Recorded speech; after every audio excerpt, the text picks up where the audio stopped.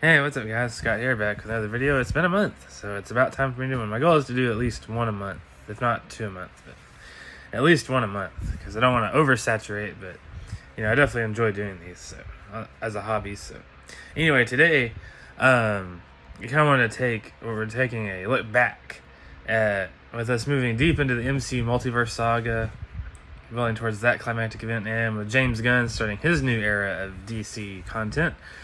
I want to take a look back at the previous eras of both of those, and we're going to look at two amazing, very important entries from each of those franchises. So I'm specifically talking about is from the MCU, we'll be looking at Avengers Endgame, and then from the DC TV or Arrowverse, we'll be looking at Crisis on Earth X. So, a couple things. One, both of these projects came out. Avengers Endgame for the MCU and Crisis on Earth X for the Arrowverse. Both of these projects came out when both of those franchises were at their peak of popularity, at their absolute peak of popularity and quality. I mean, they were firing on all cylinders at this point.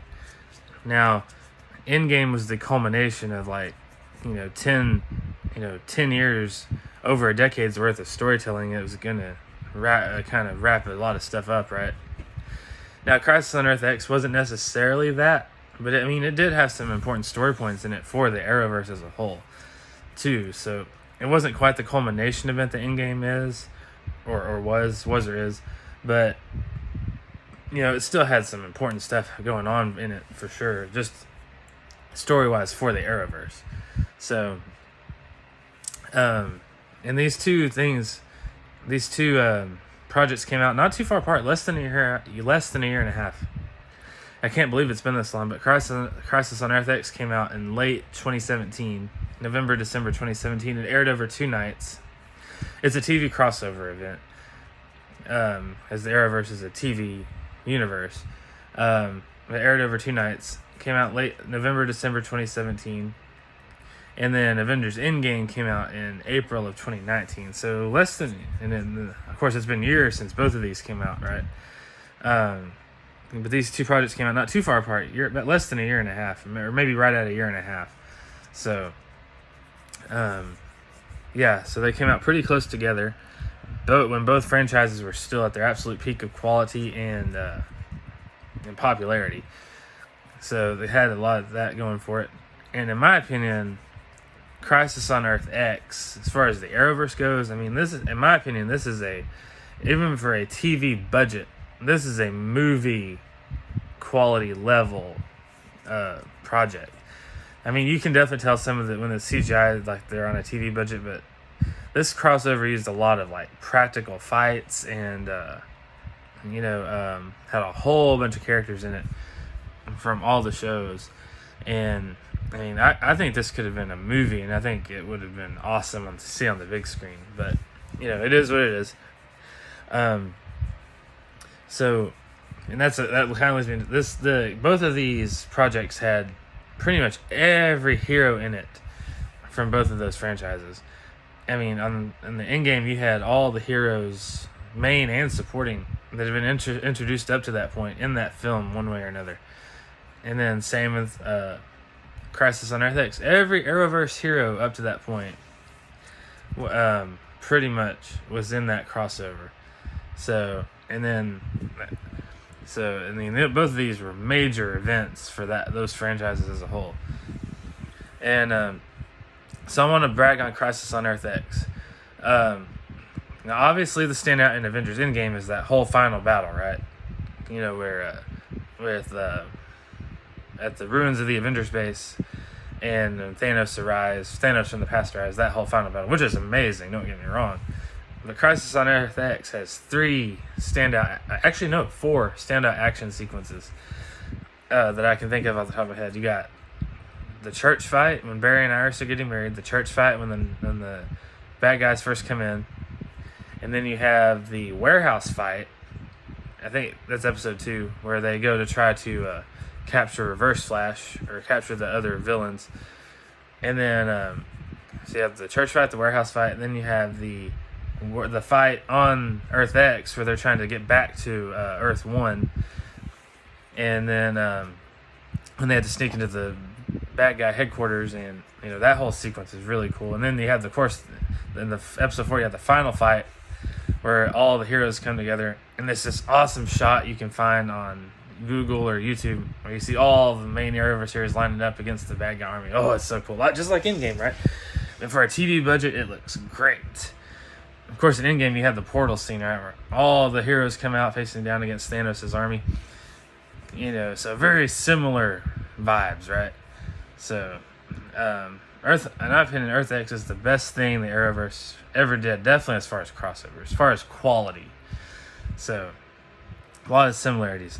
And both of these projects included a major character death, at least one major character death. In Endgame, obviously, it was, as far as just the battle goes, it was Iron Man, but then you also had Black Widow's death and Thanos' death on the villain side. Yeah, Earth X only had one major character death. That was Dr. Martin Stein, one half of Firestorm, he got shot while trying to escape Earth X.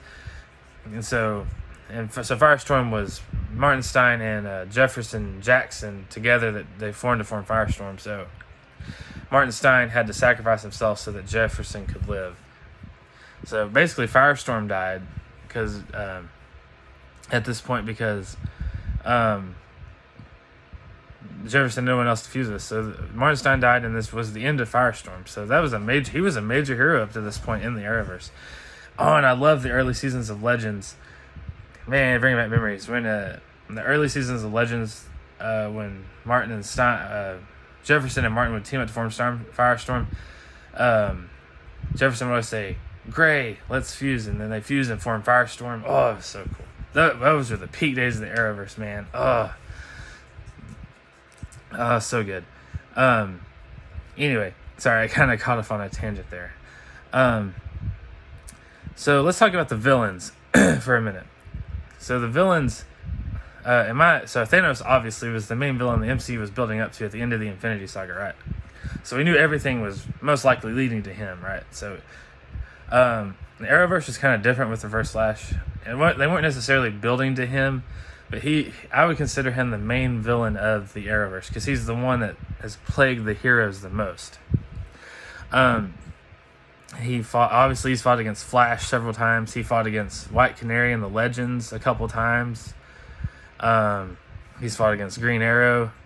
He's a major villain in the Arrowverse of that whole group of heroes. And that's not even counting what happens off screen, right?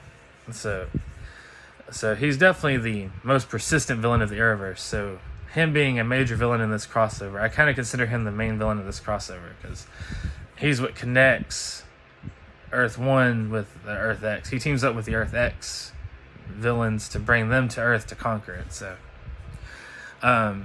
they're both definitely the main villain of their respective franchises, I would say. Now, Reverse Flash is just your typical world domination, likes to cause pain and suffering type villain, right? Thanos is obviously a little different. He has a Messiah complex. He thinks what he's doing is ultimately, he's doing evil because he thinks it's good. He's doing evil things because he thinks ultimately it's for a good reason. And I think that actually makes him worse than Reverse Flash and more dangerous, kind of, because he'll never stop doing what he thinks is good. So, and he can't be reasoned with. Because of his ego and his refusal to see reason, he has no grasp of the suffering he's inflicting. I wouldn't say that. He has no grasp of the flaws of what he's doing and the suffering he's causing because of his overinflated ego of what he believes he's doing is good. So that makes him even more dangerous and kind of worse than Reverse Flash because, and although at the end, before the final battle in Endgame, he did say he was going to enjoy destroying Earth very, very much. So at the end, he was definitely more bloodthirsty and stuff than we had seen him up to that point. More like the Thanos from the comics. So Definitely two different types of villains, but both very dangerous and very formidable. Anyway, that's kind of the villain comparison and contrast. And then the final battle. I love the final battle in each event. Some great fight scenes in there. Now we get the difference in the resolutions of the conflict. So at the end of Endgame, obviously, Thanos dies. Thanos and his whole army is dusted. Then we get to the end of the Crisis on Earth X final battle, and the Earth X army is pretty much defeated, and they're on the run. And Barry Flash has Reverse Flash. He's been defeated, has him up against the wall, and he just lets Reverse Flash go. He just says, "Get out of here." He's like, and Reverse Flash is like, see, "Who knows what face I'll be wearing next time we meet Flash." And he just runs off. So obviously this goes to show that the MCU heroes are willing to put down the threat most of the time. The Arrowverse heroes not so much, especially Flash. In fact, Reverse Flash comes back later in another crossover that I might talk about sometime. But as far as this, Barry had a chance to at least arrest him, but he chose to let him go. The Avengers at least ended Thanos. So that's obviously difference in resolution. But I think both Avengers Endgame and Crisis on Earth X are great projects for their respective franchises. I think they both resolved a lot of plot points really well. So yeah, I think both of these events came out at the peak of these franchises' quality, and will be appreciated for years to come, and rightfully so. I will always appreciate them as we move into the new eras of the MCU and DC. So anyway, guys, thank you so much for watching, and peace out.